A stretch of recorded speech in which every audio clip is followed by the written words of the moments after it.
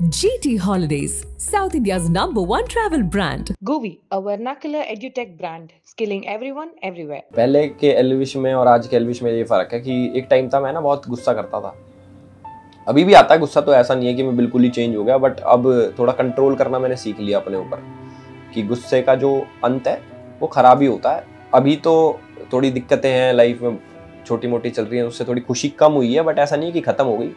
और मेरा ये मानना है अगर कोई ख़राब टाइम चल रहा है तो वो भी गुजर जाता है। घर वाले अगर मेरे दुखी हों, मम्मी पापा दुखी हों किसी भी बात पे, तो और मैं उसका रीज़न हूँ कि मेरे चक्कर में घर वाले दुखी हो रहे हैं, तो फिर मेरे को बुरा लगता है काफ़ी, और अपने आप ही ठीक हो जाते हैं अपने आप से बात करके कि भाई चलता रहता है, ठीक है, मर तोड़ी जाएंगे इसके चक्कर में। अब भाई ज़िंदगी तो जीनी है ना, अब कोई बात नहीं, टाइम आएगा, ठीक हो जाएगा सब। हमारी जो इंडियन ऑडियंस है ना वो काफ़ी इमोशनल है, वो उसको कुछ चीज़ सुनने में आ जाती है, वो उस हिसाब से चल देती है, उसको फिर दूसरी साइड की स्टोरी सुने फिर वो उस साइड चल देती है। बात बढ़ानी मुझे अच्छी नहीं लगती खुद से भी, बट जब ज़्यादा हो जाता है भाई, एकदम एक तरफा ही हो जाता है कि भाई मैं तो एकदम वो बना रखा हूँ, मुजरिम कल्प्रिट बना रखा हूँ, तो वो तब मुझे बुरा लगता है, तब मुझे अपनी साइड रखनी पड़ती है। ऐसा लगता है जैसे किसी को बुक पढ़ा दी हो, भैया ये चीज़ जाके तुम्हें वहाँ जाके करनी है, तो वो चीज़ से पता लग जाता है कि कहीं ना कहीं से स्टार्ट हो रही है ये चीज़। और मुझे पता भी है बहुत चीज़ें कि कहाँ से स्टार्ट होती है, कौन कौन लोग हैं, किन किन का नाम है, मुझे पता रहता है सारी चीज़। मैं बोलता नहीं, वो अलग बात है, बट हाँ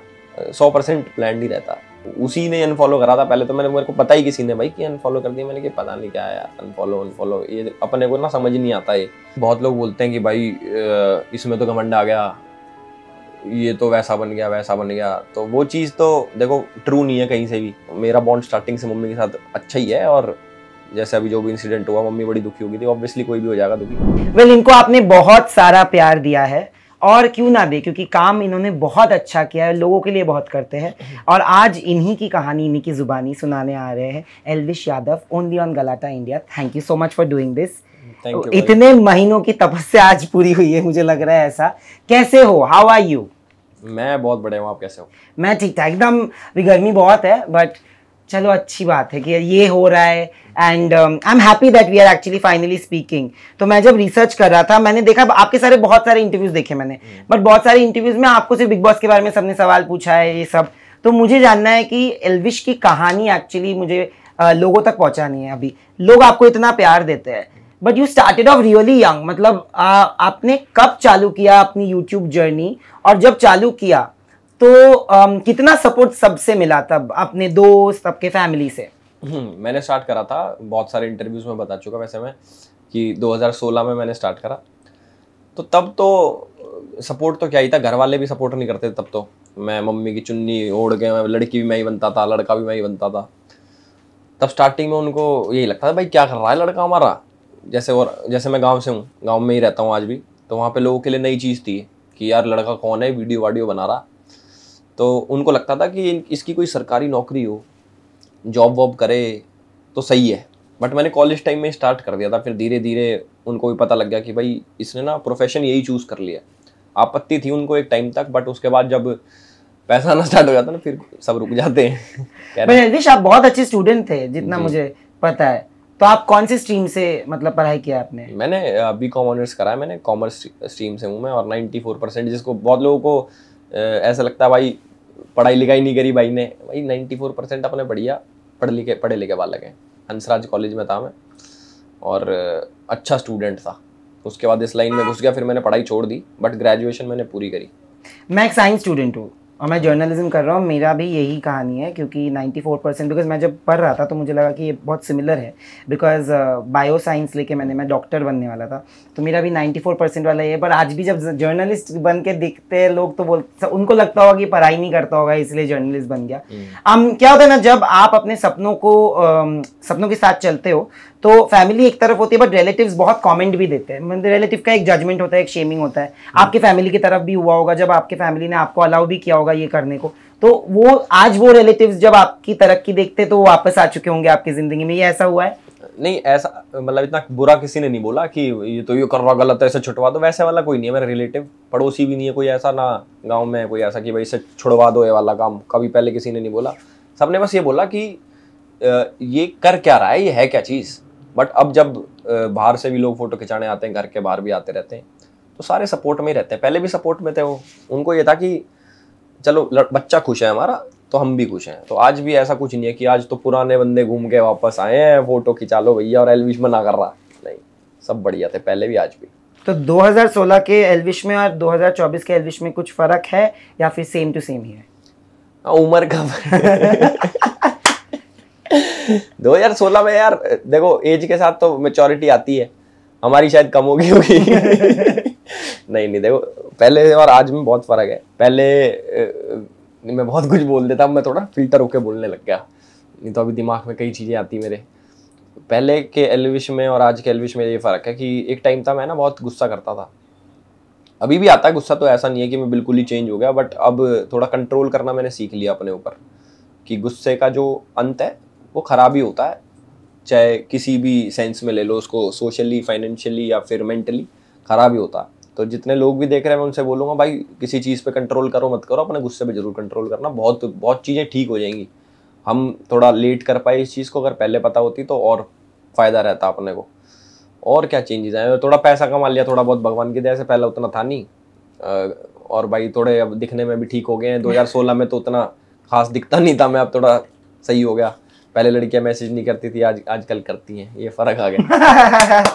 बट ये मुझे जानना है कि आज आप 26 साल के हो, 27 के होने वाले, 25 साल के हो और आप 26 का होने वाले हो इस साल, राइट? तो मुझे ये तो आप मुझसे बहुत छोटे हो actually, suddenly I realized. But मैं ये पूछूंगा कि आपकी ज़िंदगी में खुशी का मतलब क्या है और आपको सबसे ज़्यादा खुशी किस चीज़ से मिलती है? देखो खुशी एक शर्मा थी खुशी यार देखो, खुशी का तो क्या ही बोलूं, खुशी तो चली गई। खुशी भाई मैं बताता हूँ, देखो मन की बात बताता हूँ अपने, खुश तो मैं हूँ, सभी रहते हैं खुश, बट लाइफ में बहुत सारी चीज़ें चल रही होती हैं, उसके साथ साथ कोप अप कैसे कर रहे हो आप, मैं तो उस चीज़ को खुशी मानता हूँ। मेंटल पीस बहुत ज़रूरी है। अगर मेंटल पीस आपके पास है और पैसा थोड़ा कम है वो भी चल जाता है, बट सारी चीज़ आपके पास है, पैसा वैसा सारी चीज़, और मेंटल पीस नहीं है तो वो किसी काम की नहीं, खुशी नहीं है फिर लाइफ में। तो अभी तो थोड़ी दिक्कतें हैं लाइफ में, छोटी मोटी चल रही हैं, उससे थोड़ी खुशी कम हुई है, बट ऐसा नहीं कि ख़त्म हो गई। और मेरा ये मानना है अगर कोई ख़राब टाइम चल रहा है तो वो भी गुजर जाता है, जैसे अच्छा टाइम गुजर जाता है एक टाइम के बाद। तो ये चलती रहती हैं अच्छी बुरी चीज़ें, इसके साथ बैलेंस बना के चल रहे हैं और मुंह पे स्माइल लेके चल रहे हैं। बट ये जो आप हंस के चलते हो हमेशा, मैंने यही एक्चुअली इंट्रोडक्शन में, बिकॉज आप बहुत लोगों के ज़िंदगी में भी हंसी लाते हो, बट मैं ये अपनी टीम को बोल रहा था कि अक्सर जो लोग सबसे ज़्यादा हंसते हैं तो वो बहुत दुख छुपाते हैं अपने हंसी में। तो कौन सी ऐसी चीज़ है जिससे आपको सबसे ज़्यादा ठेस पहुँचती है या फिर दुख होता है, और जब दुखी होते हो तो एल्विश यादव एक्चुअली दुख से जूझता कैसे, like how do you handle pain? देखो मैं ऐसा तो नहीं बोलूँगा कि भाई मैं बहुत दुखी नहीं रहता, बहुत खुश रहता हूँ, सब रहते हैं दुखी भाई, दिक्कतें सबकी लाइफ में, किसी की में बड़ी होती हैं, किसी की में छोटी होती हैं, वो डिपेंड करता है आप कितने स्ट्रांग हो मेंटली, जो उसको संभाल पा रहे हो अपने आप को। तो मेरे को वो चीज़ पसंद नहीं आती, जैसे घर वाले अगर मेरे दुखी हों, मम्मी पापा दुखी हों किसी भी बात पे, तो और मैं उसका रीज़न हूँ कि मेरे चक्कर में घर वाले दुखी हो रहे हैं, तो फिर मेरे को बुरा लगता है, काफ़ी दुख होता है। और उसको ओवरकम कर, वो तो कैसे ही ओवरकम करें उस दुख को, तो अब कोई चीज़ आपके साथ होगी एक टाइम पीरियड तक हुई, उसके बाद वो लास्ट में नॉर्मल हो गई, तो उस जो टाइम पीरियड में आपका जो कवर नहीं होता, तो वो ये टाइम के साथ चलते हैं, स्माइल लेके मुंह पे कि सही है यार, अब थोड़ा स्ट्रॉन्ग तो बनना ही पड़ता है। अब बहुत चीज़ें आई हैं लाइफ में, कमाई भी हैं या फिर अपने आप भी आई हैं, तो उनको कैरी करना पड़ता है और सोचना पड़ता है सभी लोगों का कि अगर हम भी दुखी होने लग गए तो फिर हमारे चक्कर में घर वाले और दुखी हो जाएंगे। मुझे पता था आप यही बोलने वाले हो, पर आप अपने आप को कैसे हैंडल करते हो? आप अपने आप अकेले डील करते हो जब आप अपसेट होते हो, और कैसे डील करते हो ये लोग? भाई सारे, मुझे ऐसा लगता है सारे लड़के ऐसे ही करते हैं यार। कौन, मैंने तो नहीं देखा कोई लड़का किसी से ऐसे बातचीत करते हुए, जो अपनी वो है मर्द लोग हैं सारे, वो अपने आप में अपने आप से बातें करते हैं और अपने आप ही ठीक हो जाते हैं अपने आप से बात करके कि भाई चलता रहता, ठीक है, मर थोड़ी जाएंगे इसके चक्कर में, अब भाई ज़िंदगी तो जीनी है ना, अब कोई बात नहीं, टाइम आएगा ठीक हो जाएगा सब, अपने आप से बातें करके मैं ठीक कर लेता हूँ। और सबसे ज़्यादा गुस्सा किस चीज़ से आता है? गुस्सा आता तो बहुत चीज़ों पे है, पर अब मैं बोलूँ गुस्सा आता था मुझे, मेरे को किसी ने बहुत अच्छी बात बोली, जिससे मैं कैमरे पे भी बताना चाहूँगा ये वाली बात, जो मैं अपनी ज़िंदगी में अप्लाई कर रहा हूँ। और जो बड़े बड़े लोग हैं, मान लो कोई गाली भी बक रहा है किसी को, कमेंट आते हैं, किसी ने कुछ गलत कह दिया, कोई कमेंट उधर से किसी ने वीडियो बना के डाल दी, एल्विश ने करा वो करा ये करा, एल्विश बुरा है, अच्छा जो भी बोलते हैं गलत गलत चीज़ें। तो पहले क्या होता था, पहले ना एकदम से ट्रिगर हो जाता था, मैंने कि यार इसकी हिम्मत कैसे होगी यार हमारे बारे में बोलने की, ऐसे ये साड़ा कहीं मिल जाए इसका, ऐसा गुस्सा आता था। तो अब क्या सीन है, अब ना मैंने, किसी ने मुझे बताई कि एल्विश भाई अब तुम ना नॉर्मल नहीं रहे, अब लोग तुम्हें देखते हैं, तुम्हें फॉलो करते हैं, तुमसे इन्फ्लुएंस होते हैं। और सबसे मेन चीज़ ये है, वो बात ये है, उसने मुझे बोली कि लोग ना सिर्फ आपका विरोध कर सकते हैं, आपसे लड़ नहीं सकते, और अगर आप वापस लड़ोगे तो आप उनके लेवल पे जाके लड़ रहे हो, नीचे जाके। आपका लेवल ऊपर सेट है और जो आपसे लड़ने की कोशिश कर रहे हैं वो इधर है। ट्रू। आप लड़ोगे तो आप ही नीचे जा रहे हो और वो ऊपर आ रहे हैं, तो आपका नुकसान है। तो भाई मैं किसी और को फायदा नहीं देना चाहता और अपना नुकसान नहीं करना चाहता। बट एल्विश, पक्षपात होता है हर जगह पे, सोसाइटी में हर चीज में पक्षपात होता है। क्या आपको लगता है कि कभी कभी, मुझे जैसा लगता है as an audience, I tell you, neutral audience, neutral viewer, कि हर चीज के दो साइड्स होते हैं। आपको कभी कभी लगता है कि आप अपना साइड कभी रखते नहीं हो आके, या फिर आप अपने साइड के बारे में इतना मीडिया सर्कस नहीं बनाते हो, इसलिए आपको जज बहुत ज्यादा किया जाता है? ये तो रीत है भाई, अपनी जो इंडियन मीडिया है वो तो एक साइड का दिखाती है, वैसे अगर दूसरी साइड का बोल भी दो। बट मैं बताता हूँ, अगर सपोज कुछ हुआ, हमारी जो इंडियन ऑडियंस है ना वो काफ़ी इमोशनल है, वो उसको कुछ चीज़ सुनने में आ जाती है, वो उस हिसाब से चल देती है, उसको फिर दूसरी साइड की स्टोरी सुने फिर वो उस साइड चल देती है। तो ये हमारा कसूर नहीं है, हमारी जनता ही ऐसी है, थोड़ी इमोशनल है, थोड़ी एक वर्ड बोलना चाहूँगा मैं, थोड़ी दिमाग नहीं चलाती, थोड़ी कम बुद्धि, इजीली इन्फ्लुएंस। हाँ, बहुत जल्दी इन्फ्लुएंस हो जाते हैं, मतलब कम दिमाग चलाते हैं, किसी की बात सुन के उसके बारे में एनालाइज नहीं करते, एकदम से रिस्पॉन्ड कर देते हैं कि भाई अच्छा इसने तो कही हुई है। तो जितने भी लोग देख रहे हैं, मैं भाई अपनी साइड इसलिए नहीं रखता क्योंकि मुझे ऐसा लगता है कि बात बढ़ानी नहीं चाहिए, नहीं तो बात बढ़ाने को कितनी करे जाओ, इधर से मैं बोलता रहूँ, उधर से सामने वाला बोलता रहे, बात बढ़ानी मुझे अच्छी नहीं लगती खुद से भी। बट जब ज़्यादा हो जाता है भाई, एकदम एक तरफा ही हो जाता है कि भाई मैं तो एकदम वो बना रखा हूँ, मुजरिम कल्प्रेट बना रखा हूँ, तो वो तब मुझे बुरा लगता है, तब मुझे अपनी साइड रखनी पड़ती है। नहीं तो मैं इन चीज़ों से दूर रहता हूँ कि यार मैं क्यों बहस करूँ किसी से, बैठ के वीडियो बनाऊँ, सफाई दूँ, ये मतलब मुझे अच्छी नहीं लगती ये चीज़ें। आज मैं सिर्फ ये एपिसोड के बारे में बात करूंगा जो मैक्सटन वाली है, क्योंकि आज आप लोगों का दोस्ती हो गया है। और जब वो आया भी इतना नेगेटिविटी था। देखिए, ऑफ कोर्स आपने भी माना है कि मारना शायद गलत था, ऑफ कोर्स, बट वहाँ पे वो कैमरा, जब हमने वो वीडियो देखा तो मुझे भी ये लगा कि यार ये रिकॉर्डिंग क्यों हो रही है, मतलब रिकॉर्डिंग कहाँ से हो रही है, सीसीटीवी तो नहीं थी क्योंकि नीचे से थी। क्या आपको कहीं ना कहीं लगता है कि there is a certain doctored movement against you? Because a lot of your fans feel like so many things are happening back to back against you, especially after Bigg Boss win.